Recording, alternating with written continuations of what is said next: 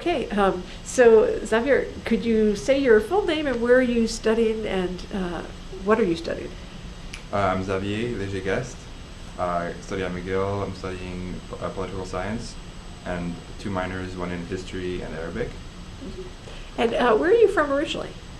Originally, I'm from Montreal. Uh-huh. Born here, and then when I was 9, I moved to Vermont, Uh-huh. near Rutland. Yep. So what did you find most interesting or helpful about the internship? What I really like is like it's kind of like it's a very primary source, and you get to like really hear how it happened, and it's not like out of a textbook. It's really like people kind of telling you a story pretty much, but it's like and it's also very kind of current and important, especially with the situation now. And yeah, it's very interesting to see like the angle of like lawyers and human rights activists. Yeah, and you worked on a pretty interesting transcript from one of the lawyers. Could you tell a little bit of what did you find? What struck you most about that interview? Yeah, so when I was working on the transcript for Malik Adli, he's a human rights like lawyer.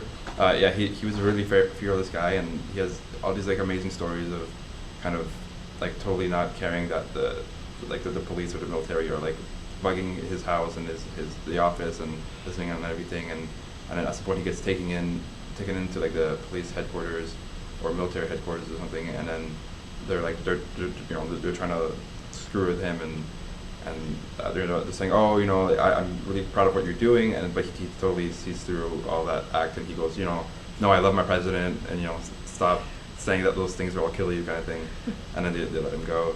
And yeah, I don't know, like it's interesting how like as a lawyer he can actually do a lot, like like in defense of the people or in his defense, like through the courts, even though the courts are now pretty much like an arm of the state. Mm-hmm. But like he still has like that kind of authority as a lawyer to be, hey, look, it's unconstitutional, and then people kind of usually back down if he pushes enough, which is interesting. Yeah. And how does this internship fit in with other things that you're studying or what you want to do with your life? Well, I mean, I've been really interested in like Middle Eastern politics and history, and so this is like kind of unfolding history, I guess. Yeah. And so it's very interesting because it ties in a lot with kind of the post-colonial like states and authoritarianism, and then they kind of shift to democracy, like and the cross relations of that, and like the Arab Spring stuff, which I've been studying a lot. And then of course I study Arabic, so sometimes I would hear like snippets of the word in Arabic, and I was kind of, okay, this is what it means, or that helps with the transition. And I'm interested in the future to keep looking at like human rights stuff, like maybe human rights law or immigration law, and so it's like a good intro to that. Yeah, and it sounds like this summer your Arabic's going to improve dramatically. Yeah. You mentioned your plans are to go to the Middle East. Yeah. So I'm planning on going to Palestine for about 3 months, be teaching English or French, like as a volunteer.